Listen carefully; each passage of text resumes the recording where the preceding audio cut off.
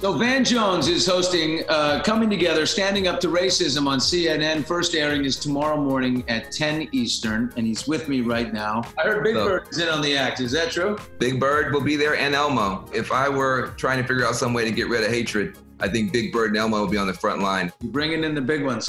We just watched George Floyd's memorial in Minnesota. Do you think any tangible change will come because of it?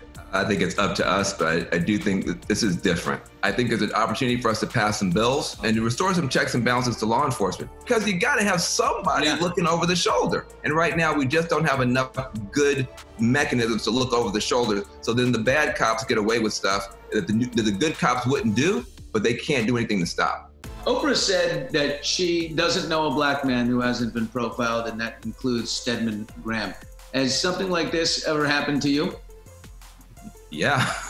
When my son was first born, my wife at the time, still my best friend, is white. And all of a sudden, pulled over. And it was obvious there's no reason to pull me over except that I'm a black guy with a white woman driving down the highway in Tennessee. It's just a fact of life. People say, well, I don't have a racist bone in my body. Well, hold on a second.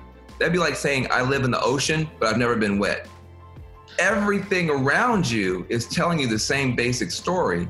That, a white guy is probably smart and probably has a job, a black guy is probably dumb and probably doesn't have a job. And so how do we get out of it?